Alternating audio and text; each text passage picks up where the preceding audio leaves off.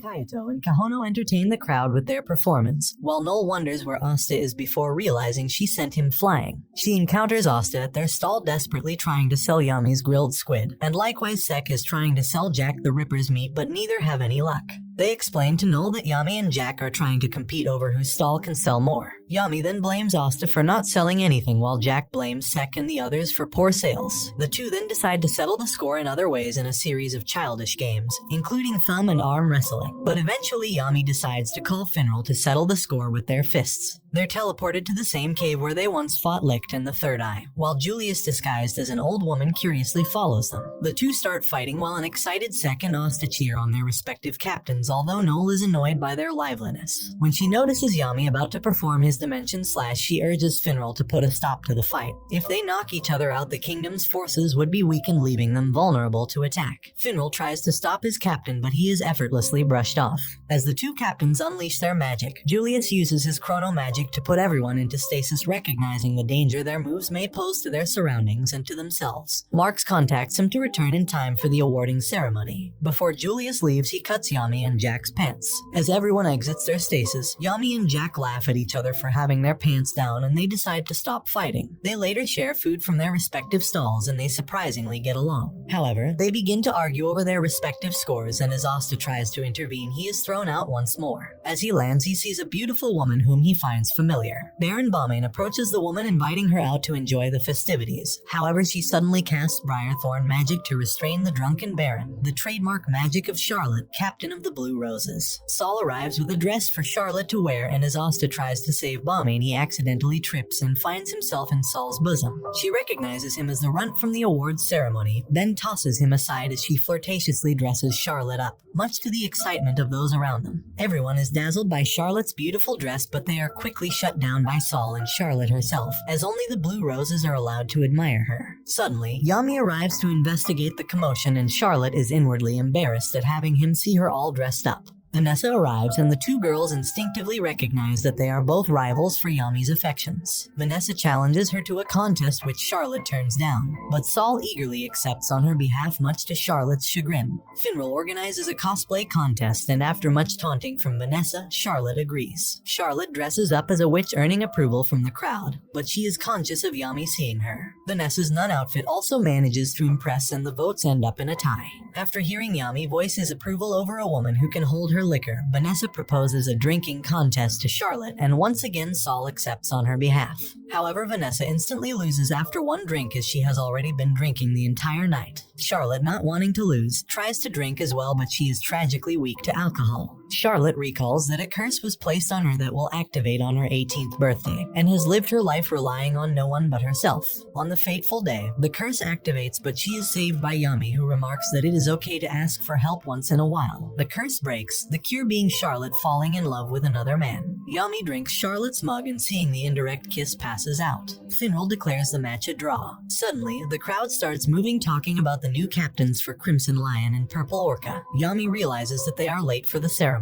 Julius begins to announce the ranking of the Magic Knight squads. The various magic captains make their appearance, including Marioliona and Kaiser, the new captains of the Crimson Lions and Purple Orcas. Several people notice the absence of two captains, and even Julius is incensed. Julius announces that the Golden Dawn has once again placed first with a record 125 stars, smashing their previous record of 96. Yuno is introduced as the squad's greatest contributor to thunderous applause. Many people then expect the Silver Eagles to be next, but to everyone's shock, Julius announces that the Black Bulls with a whopping 101 stars is in second place. Everyone is astonished, but none more so than the Black Bulls themselves, who had expected to be in last place. As a result, none of the members are anywhere near the stage when Julius calls for them. Yami grabs Asta and hurls him towards the stage, where he lands right next to Yuno. Murmurs begin forming in the crowd when Sek outs the two as peasants, but Yuno brandishes his powerful wind magic, while Asta easily erases it along with any doubts to their abilities. The crowd begins to cheer once more, calling on for greater cooperation. Status and nobility be damned. Julius announces the rest of the rankings: Silver Eagles, Blue Rose, Crimson Lions, Green Manties, Coral Peacock, Purple Orca, and in last place the Aqua Deer. King Augustus Kira Clover Clover 13 then makes his appearance expecting similar applause. However, the crowd is remarkably lukewarm, infuriating him. Augustus blames Julius for hogging the spotlight and in a desperate attempt to elicit attention for himself, announces that the Eye of the Midnight Sun's base has been located and he plans to form a squadron of royal knights to storm the hideout. 1 week from now, a royal exam will be held which will decide its members. The exam had been Julius' idea, but Augustus leveraged it to his advantage. However, Asta points out that the king hasn't really done anything and angered the king, who orders him and Yuno executed.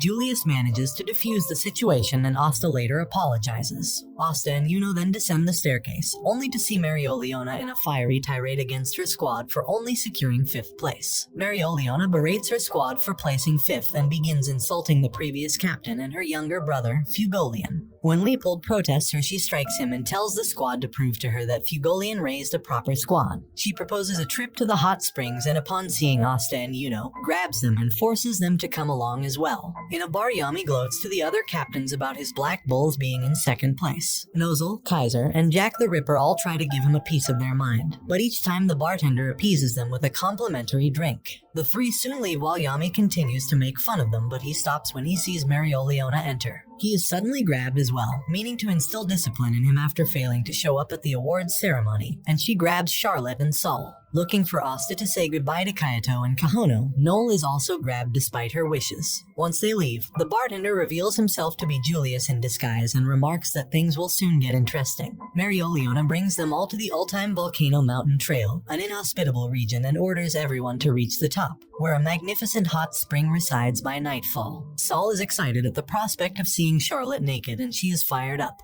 Although the intense heat bogs everyone else down, Yami and Charlotte effortlessly rush through the course, demonstrating the Mana skin ability which protects a magic knight with a layer of defense. The other knights soon forge ahead, including Noel, whom Marioliona encourages to press on, reminding her of her mother's tenacity. However, Asta struggles to advance due to an inability to use Mana skin and collapses. Marioliona advises him to just go home, remarking that his feats were nothing but luck.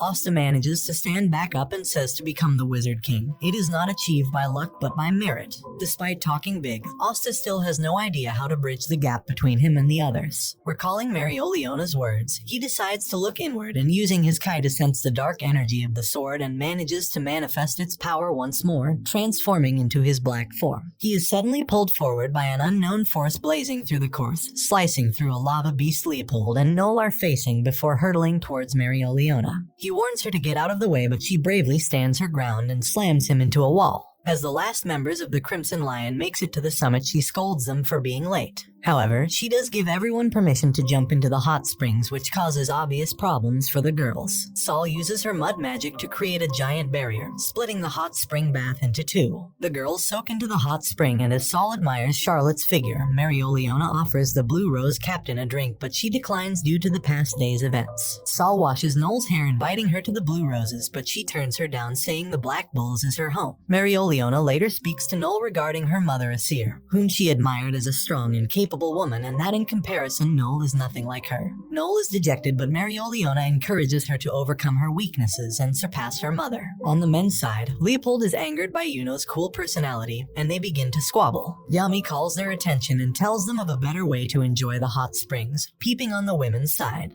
He reasons that if they are true men and if they are here to get stronger, then they should not fear death, a line of reasoning that Leopold accepts. Yuno refuses and Yami clutches him by the head, also infuriated by his cool persona. As the men are rallied to peep on the women, Saul senses them charging and raises the mud wall even higher, but the men are undeterred. Yami tells Asta to go as well, but he adamantly refuses, remembering that Sister Lily is the only woman for him, stunning everyone. The vice captain of the Purple Orcas, Zerx Lugner, encounters a man who provokes him. Zerx angrily casts his ice magic but ends up being easily defeated and his robe is stolen. Magic Knights begin to gather at the arena. Asta greets Mimosa and Klaus and Yuno, and they talk about their earlier trip to the hot springs, and Mimosa is frustrated that nobody will tell her about it. Finral then appears with a brand new hairstyle, earning him jeers from his fellow Black Bulls peers. Noel runs into Silva, who ridicules her as usual, but Noel is not the same as before and she has newfound confidence and resolve. Julius welcomes the knights to the selection exam and King Augustus begins explaining the exam. Two teams will compete in a team battle protecting their crystal while trying to attack the opposing sides. After the 30-minute time limit, the team with the most damaged crystal loses. Julius then elaborates that this format was chosen as several squads will have to cooperate in the fight against the Midnight Eye. He then announces the teams and Asta finds himself alongside Mimosa and Xerx. Xerx arrives, and although Marx and Julius are aware this Xerx is not the real one, Julius convinces him to see how it will go. The rest of the Magic Knights are incensed at Xerx's rudeness to the Wizard King. Xerx goes and greets Asta with stink bugs and says he is not here to compete. He is here to ridicule. The other teams consist of Saul, Magna, Kirsch, N, Yuno, Philly, Luck, Klaus, Finral, Leopold, Hammond, and Dimitri, Solid, and Electora, alongside several other nameless teams. Julius then has Cobb transport everyone using spatial magic, and the first round is announced to include Asta's team. The rest of the Black Bulls arrive to cheer on their squad mates. Charmy makes herself at home on Julia's lap as the first round begins. Asta is pumped up for the match, and Mimosa suggests that they tell each other their magic specialties to formulate a strategy. Before Xerx can reply, a magic attack hits their crystal, surprising Mimosa as the match has just started. To their frustration, Xerx simply lies down and begins to sleep. Across the battlefield, Rick uses his crystal scope to locate Asta's T, while Forte uses his fire magic in conjunction with Curtis' rock magic to form a ballista. Rick notices Xerx sleeping, infuriating them further. Mimosa uses her plant magic to locate their opponents, and with Xerx refusing to cooperate, she tells Asta that they should go on the offensive instead.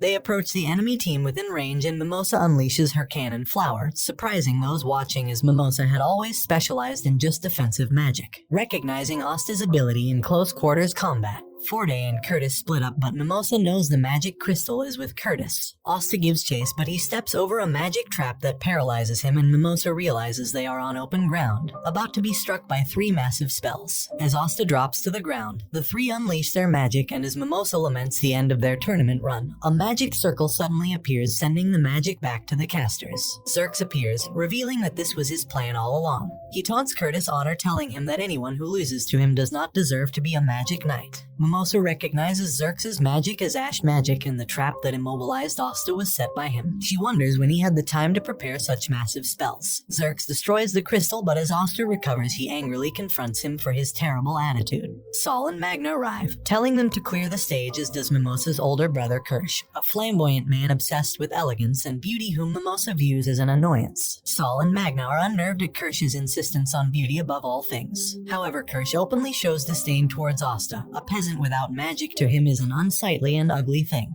Angered that Asta was insulted, Mimosa promises to slaughter her brother in the next round. The match starts and Magna rushes in, bats blazing. He soon struggles against Sesk's jackal spell, but Kirsch arrives and gives Magna surprisingly good advice, teaching him the proper timing to use close and long-range attacks. Magna eventually defeats Jackal. Meanwhile, Saul uses her giant earth golem to traverse the battlefield, but it is caught in Willie's bog magic. Kirsch appears to her, advising her to split up her golem into smaller units. She follows his advice and defeats Willie. Adrian has snuck behind Kirsch and attacks it with his water magic, but Kirsch uses his cherry blossom blizzard to drive him back, while giving Saul and Magna a clear path to the enemy crystal. The pair smash it to pieces, giving them the victory, and they end up being caught up in Kirsch's flow, copying his mannerisms. For the next match, Finral volunteers to take charge of the offense using Leopold and Hammond's magic.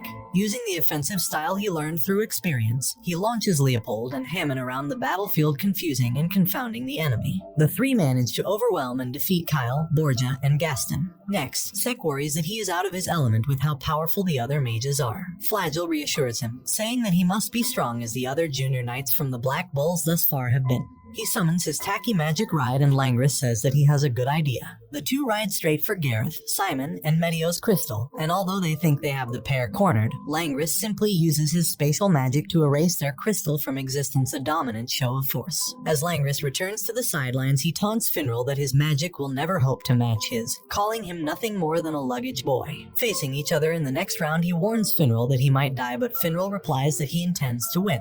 The next round begins, but one team consisting of Nils and Ruben point out that their last member, called X, has yet to appear. The referee calls out for X, and a masked man appears, who reveals himself as Rill, the captain of the Blue Deers. Rill's butler called Walter arrives a few moments later to cheer him on and presents Asta with a cup of tea, thanking him for being Rill's friend.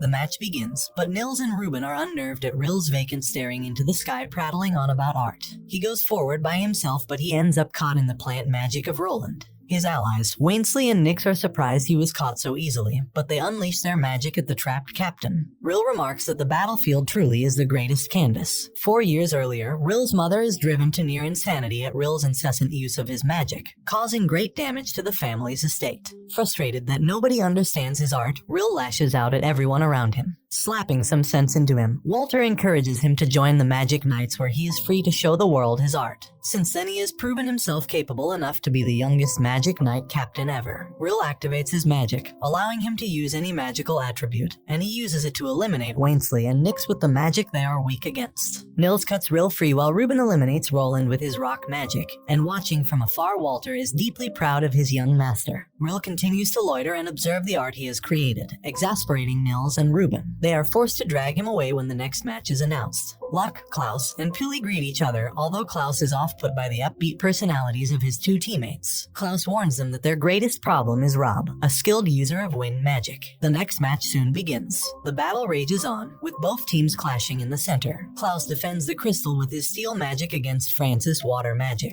but Luck arrives just in time to carry the crystal to safety. He then returns fire against the enemy's crystal, and people comment on his staggering display of power. Klaus has not slacked off either, having trained his body under Asta's suggestion. He attacks Winston with his steel magic, earning him the mutual respect of Luck. Rob appears, but so does Pili, who takes charge of defending the crystal. Klaus launches Luck straight at Rob, and to everyone's shock, he shatters both him and the crystal in one blow. The team celebrates their victory as all eyes now look with anticipation to the next match. Noel and Yuno meet at their elderly teammate. Noel and Yuno have mutual doubts over each other's fighting ability. Solid arrives to torment his little sister, recalling all the pain and suffering he put her through. The match begins, but Yuno is taken aback by the speed with which Dimitri, Electora, and Solid have rushed to their location. Dimitri assaults them with fire magic, which Noel hastily defends with a sea dragon's nest, but it is soon absorbed by Electora's sand magic. Yuno escapes with Noel and the crystal, but Noel asks to be let down, knowing Solid is sure to chase after her, while Yuno defends the crystal by himself against Electora. Incensed that Vangeance has been paying more attention to Yuno, Electora is further angered by what he perceives to be sheer insolence on Yuno's part. Meanwhile, Solid attacks Noel with a flurry of water bolts, but Dimitri tells him that they are supposed to act as a unit. Suddenly, he drops to the ground, being rendered helpless by N's mushroom magic. Another mushroom appears on Noel's shoulder, encouraging her to destroy Solid with all her might. Solid taunts Noel, but she says that she used to fear his magic, but she now only sees it as weak and flimsy, infuriating Solid. Meanwhile, Electora unleashes his most powerful sand golem, and dares Yuno to oppose it without his sylph. Yuno effortlessly destroys it using his tornado spell, and Electora falls to his knees in defeat. Meanwhile, Noel summons her sea dragon's roar while Solid stares in disbelief, refusing to acknowledge that Noel could muster such magic. Still believing that the spell will miss, he dares her to cast it. Noel unleashes her spell, completely wiping out Solid and his crystal, and securing the win for her team. Noel looks at her defeated brother and declares that she is no longer weak, and this brings the anime to an end. Comment for part 8. Don't forget to like and subscribe if you enjoyed, and turn on the notification bell so you never miss out on another video. Until next time, take care.